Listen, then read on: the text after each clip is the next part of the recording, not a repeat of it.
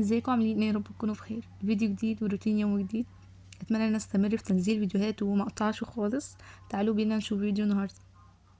اول حاجه عملتها في اليوم ده اني بدات بالصلاه، بعد كده الاذكار، وبعد كده الورد اليومي.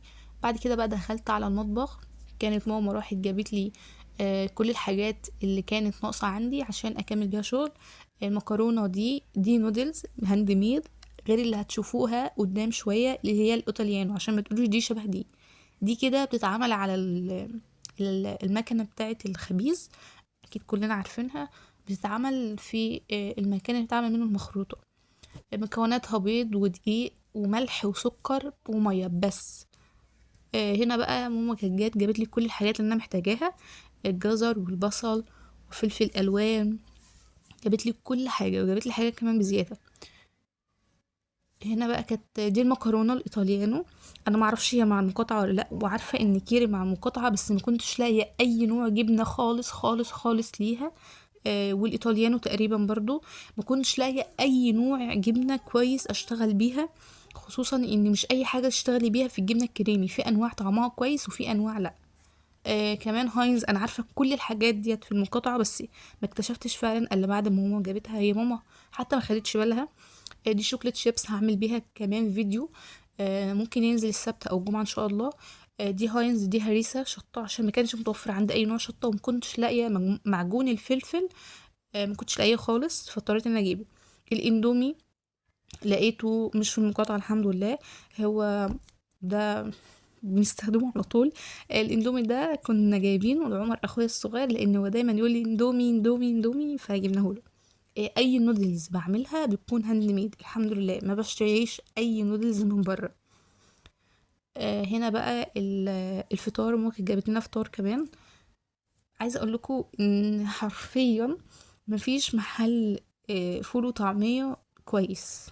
اكيد يعني محدش بقى يقول ختم، ومحدش يقول الكلام ده كله عشان كل ده فيك. المهم ده جابت لي بقى كمان صدور فراخ. صدور الفراخ ديت هعملها تشيكن فرايد، واحط منها كمان على النودل تشيكن سويت اند ساور.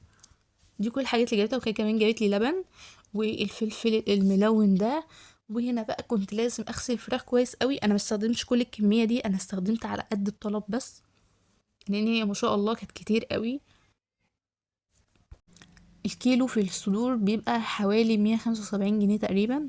معرفش هي بكام، ماما قالت لي السعر فانا تقريبا يعني هي قالت لي كده. غسلتها بقى كويس جدا وحطيتها في ملح وليمون بس، لان بحس ان الخل بيضيع او بيغير لونها. معرفش بقى هو بيغير لونها معاك ولا لا. هنا جهزت الجمبري وقطعت الفراخ بالشكل ده وتبلتها وحطها في التلاجة. وكان لازم افصل بريد بول دي كان عندي منها 2 من قبل المقاطعة، فانا مش دايما بشربها فمش هرميها، بس ان شاء الله مش هجيب منها تاني. المهم بقى جبت ورقة من السوشي فردتها على الناحية الخشنة. وقبل ما اعمل افرد الرز عليها لازم ابل ايدي مية، حاجة خفيفة كده عشان اعرف امسك بيها الرز، لان الرز هيلزق معايا. عايزه اقول لكم ان التصوير ده بيبقى كده شغل استعجال. ما علينا، فردت الرز وحطيت جمبري وكابوريا وجبنه كيري. ولازم مع اول لفه تعمل معاكي الشكل ده. لو الشكل ده عمل معاكي يبقى كده ظبطت. عندي بقى الرولي التاني كابوريا بس وجبنه كيري. انا مضطره للجبنه الكيري جدا لان انا مش لاقيه حاجه كويسه تديني نفس الطعم، رغم انها في المقاطعه، بس بجد مضطره ليها. جبت بقى طبقين كده سريعا وقلت ان انا اصورهم.